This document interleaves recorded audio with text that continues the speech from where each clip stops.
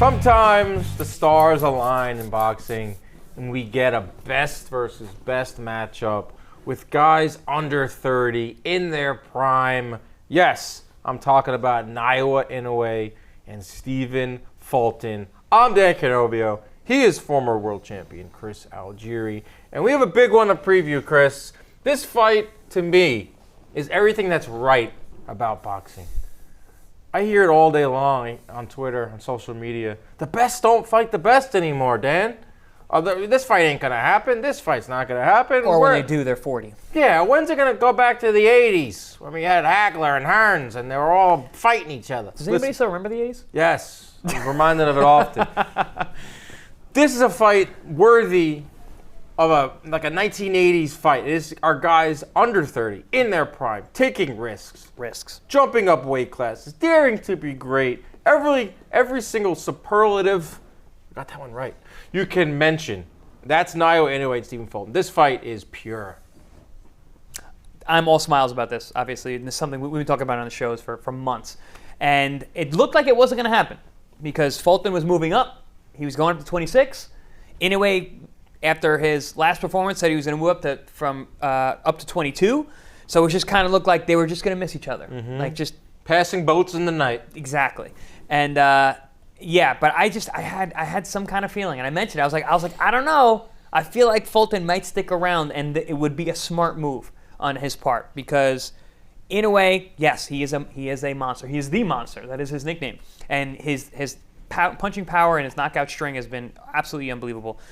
But he's moving up in weight, so it would be his first fight at 122 against the biggest man he's ever been in a ring with. Correct. In Stephen Fulton, who was really a 22-pluser because he was on his way up to 26 anyway. He was on his way out. Right. So he's an extra big 22-pounder. So you got an extra big 22-pounder against the very first-time 22-pounder in Inoue. I mean, it adds another caveat to that. And then stylistically, it's also a beautiful matchup, too. You've got a true boxer-puncher, which is the hybrid of a boxer and a puncher, because Inoue not only has beautiful boxing technique, but he's got lights-out power with both hands. And then you got Stephen Fulton, who he is that East Coast, Philly-style, slick American fighter. And then you add the size that he imposes, even though he's not a puncher. He's only got, I believe, 8 knockouts in his career. He's not a puncher, but he is the bigger man. Add that with his boxing technique and the style matchup, I think it's a very intriguing fight. And not one where you can go in and be like, oh, I definitely got one guy over the other. I know. That's what makes these fights so great, is like the fact that you don't know how this fight's going to end. Nope. Like, I don't know how this fight's going to go at all. Whenever we post anything on YouTube about this fight, the numbers go up, the comments, and they are split. 50. There's the Inoue fans who's like, there's no way Fulton can last. There's no way he doesn't get sparked. And then you got the Inoue fans that are, the Fulton fans who are like, there's no way. Inoue's never been in the ring with a guy this big. He's never been in the ring with a boxer this smooth and a guy that can throw this many punches. Yep. That's what makes this so intriguing. Throw in the business side of boxing, like the PBC side, which Fulton comes from, and that was a big storyline in the lead up to this fight, especially getting it made, was Al Heyman and the PBC are never going to let Fulton take this fight. This fight is not on Showtime. This fight's not on Fox. This fight's on ESPN+. This fight is, like, Fulton, he did some interviews and has said Al Heyman gave me the go-ahead to do this fight. So that kind of squashes a big narrative out there that Al Heyman doesn't let his fighters do this. He doesn't give them. He's a manager. He's not a promoter. I know that the lines are blurred there. Like, this fight's happening for a number of reasons because Fulton, Inoue is the WBO mandatory for Fulton's belts. Fulton, if he didn't want to move up to 126, he had to fight Inoue at 122 because of the WBOs when there's stipulations with a guy moving up. And also it's happening because Fulton has good management. I know Al Heyman people like to quickly diminish Al Heyman and has a lot of terrible things to say about him, but this fight's happening for a number of reasons. There are a lot of people that we need to thank, and there are also a lot of ways that this fight got made. That's all nice for you to say all that. The reason this fight's happening is because of the fighters. I get that. Stephen Fulton wanted the fight. He very easily could have gone up. He could have blamed the PBC thing and it's not. I gotta move up my weight. I gotta ask Al. Yeah, I gotta talk to Al. No, he said I want to do this. He went to Al. He said I want to do this. And basically, he didn't have to ask Al to take the fight. He basically had to ask Al if it made financial sense for them. And it does. I think for the lighter weights, which is why I think we see these great matchups at the lighter weights, the talent pool's not that big. It's hard for everyone to make money, even like in Inoue. Like to make that really breakout money, you got to fight the best of the best. He's trying to, and this is that kind of situation. Both these guys are probably going to have career paydays for this fight. Big time. Big time. So it's a huge, huge fight. And they deserve it. It's great to see these lighter weight classes making real money. It makes me think of like Kevin Kelly, a guy who fought forever in the lighter weight classes, had trouble really making those breakout fights until Hamed came to the States, and he fought him, and he was already at the end of his career, and that's when he got the big opportunities, which is a shame. Well, we saw that Superfly, the HBO Suitman. We talk about him all the time. Yes. We don't like to bring his name up because he was the guy that had to end HBO boxing. What's his name again? Whatever. Suitman. Peter Nelson. Peter Nelson. He is the one that championed Superfly, Chocolatito, fighting on the undercard of the co-main event of Triple G fights, and the lower weights finally got their recognition. Yeah, so say what you will about Peter Nelson and Suitman and what he did for to HBO, but listen, he got those young guys, those little guys paid. And it's cool. We got to be introduced to these flyweights, these tremendous, amazing fighters that American fans have no idea about, and now we do. And I think there's a place for them. It's similar to what's going on with females now. We're seeing a lot of females, and the females are starting to make real money. And it's deservedly so for these smaller guys and for these ladies who are putting butts in seats now. Yeah, so the power and speed of Inoue, the size and relentlessness of Fulton. And slickness. This fight has so much. The stakes couldn't get any higher in this fight because of what it means for each guy if they get a win.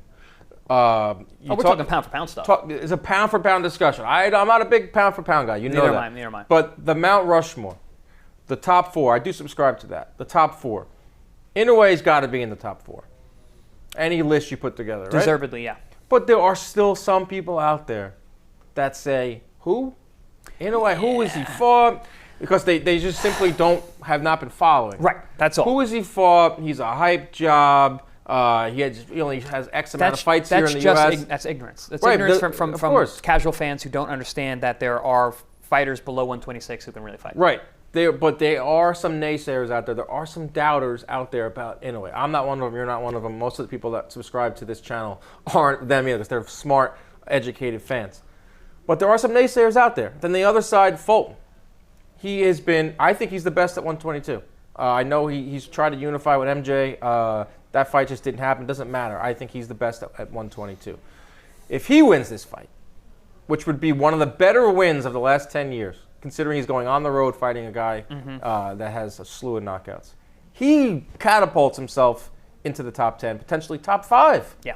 But if Inoue wins, I think he's number 1. I think that's it. It's not like maybe it's Canelo, maybe it's Fury, maybe it's Spence. If Inoue wins, he's hands down number 1. Fulton wins, he's in the top 5. I don't know if he's hands down number 1. Definitely there's an argument for it, but that's what pound for pound is. Well, who's got a better win, It's a argument. I mean, it's hard. It's hard for me to see him passing guys like Crawford. I mean, Canelo has so many big wins. I still have Canelo way up there. A lot of people they're probably going to. No, I got Canelo in it. Break me over the coals for that. But I mean, he's got so many signature wins in such a long career against top guys. And like a Crawford who's still undefeated, and Spence who's out there too and undefeated. But now we're getting ourselves into a pound-for-pound debate, which I don't even subscribe to it. But what about Usyk? Then you got Usyk. Well, if Usyk beats Fury, then he's number 1. Yeah. But let's just say he doesn't, because a lot of people aren't giving him that. It's going to be hard for me to have Inoue above Usyk. I'll put it that way. Even with the win here. Point being, this is a fight for Inoue. The doubters, Dame Lillard. I interviewed him, and he had a famous tweet where he didn't even know who Inoue was, and he gets dragged for that still to this day. But now he knows. Yeah, but now he knows who Inoue is. But there oddly are doubters for the guy because of the things we just talked about, like the people that don't know about the lower weights. And there's going to be doubters for Fulton too because of the same reason. Right.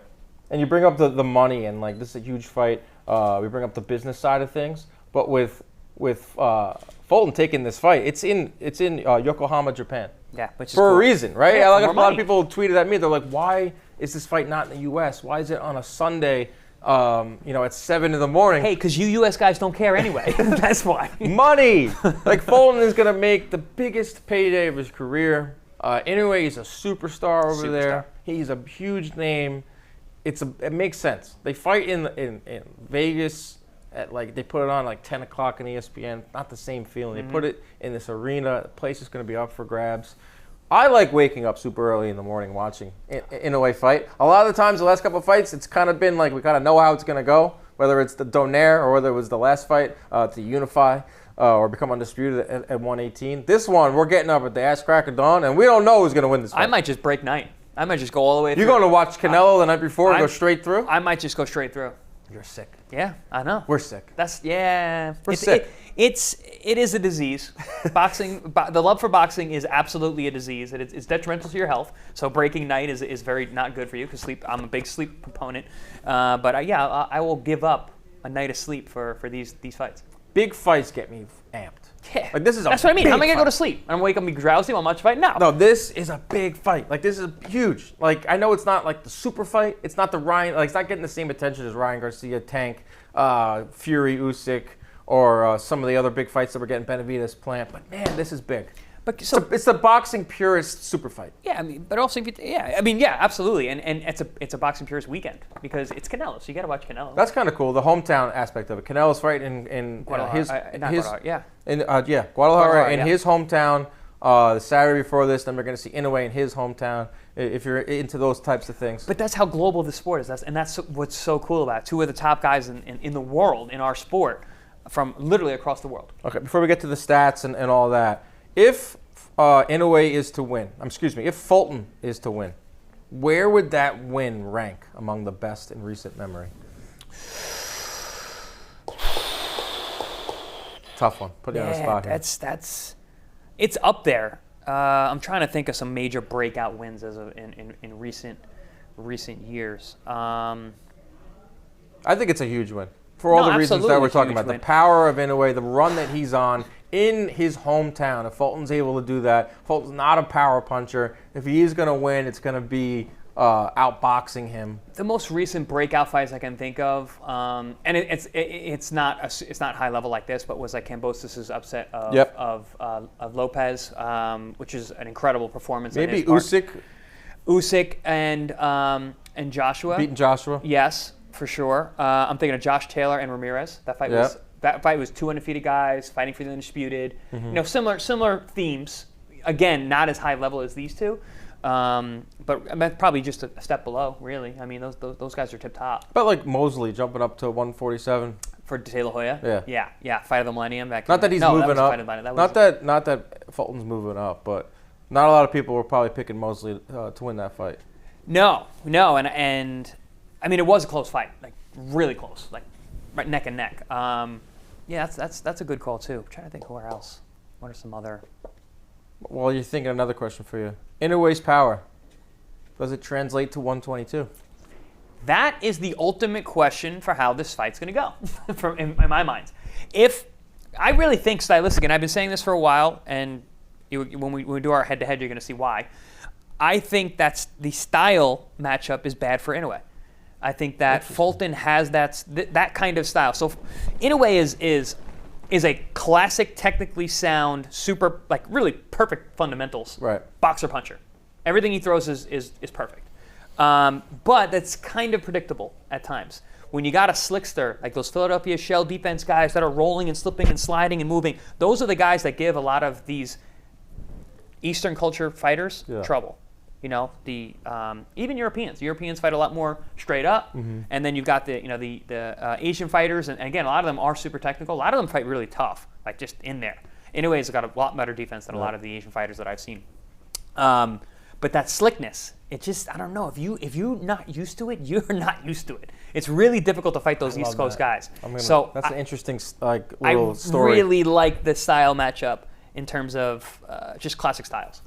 Inoue, this is his 20th consecutive title fight. He's got 26 pro fights. 20 of them have been world title fights, and all in a row. It's his fourth different weight class. If he wins, he becomes unified at 122. He's got his eyes set on becoming undisputed. Being undisputed at 118 and 122, you're talking all-time great status here. Yes. So that adds to the stakes here.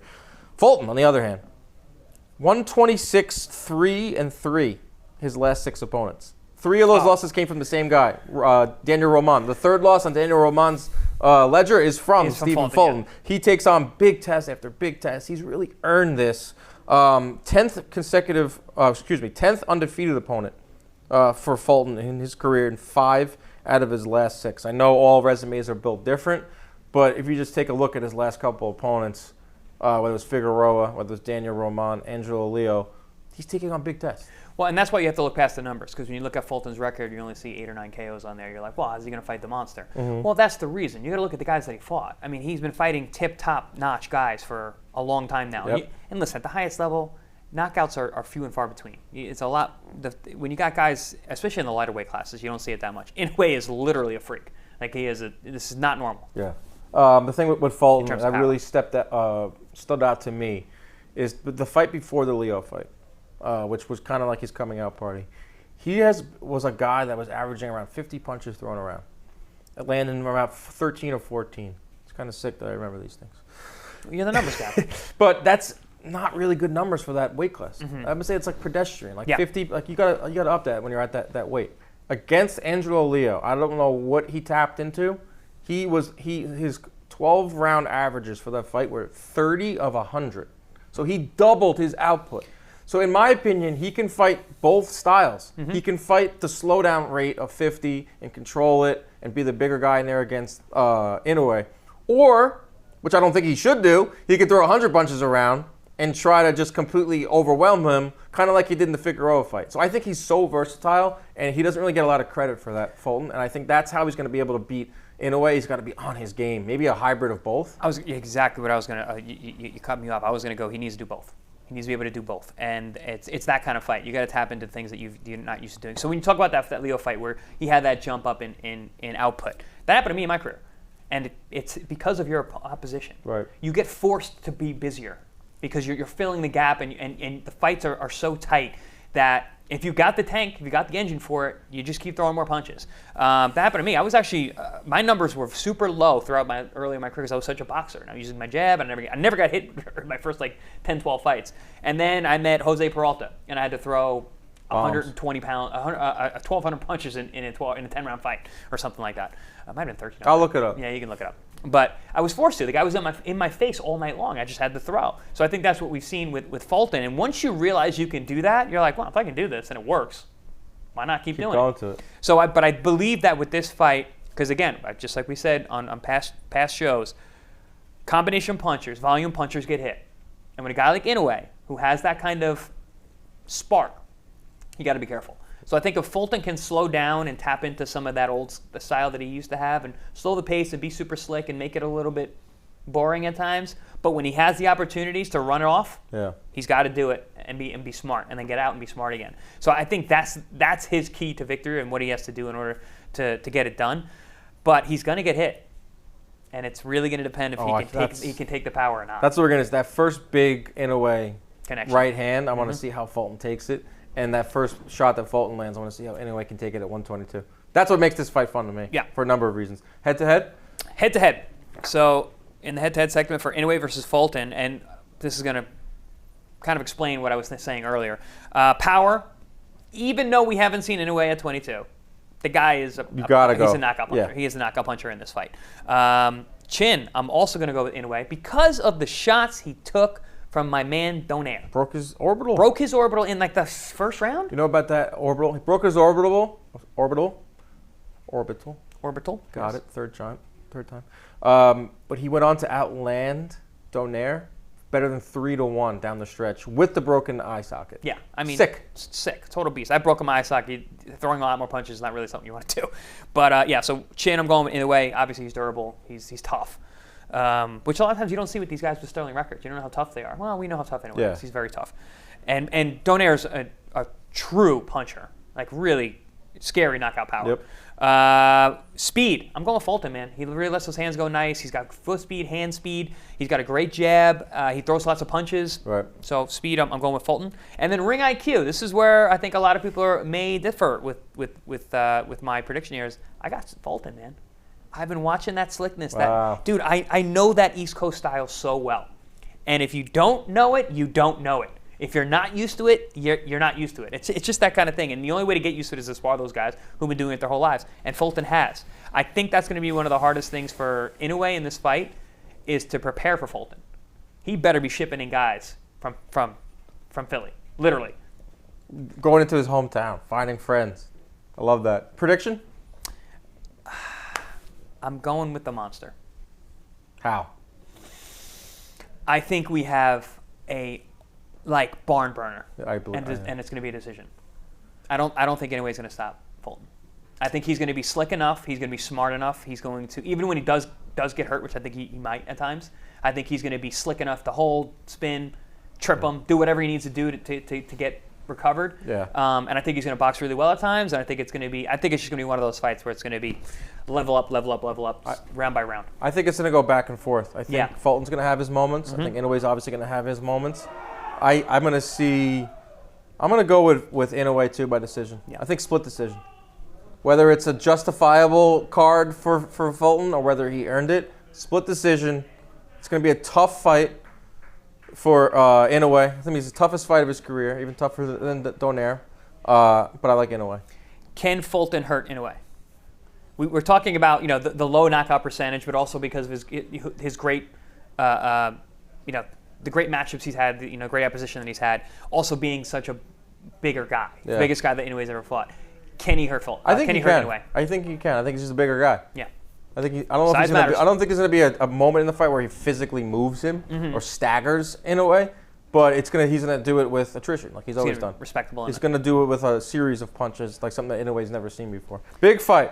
Doesn't get any bigger than this. May 7th, Yokohama, Japan. We'll be up early. You'll be up early. Naoya Inoue, Stephen Fulton, best versus best. A true throwback. Hope you enjoyed this video. Don't forget to like and subscribe.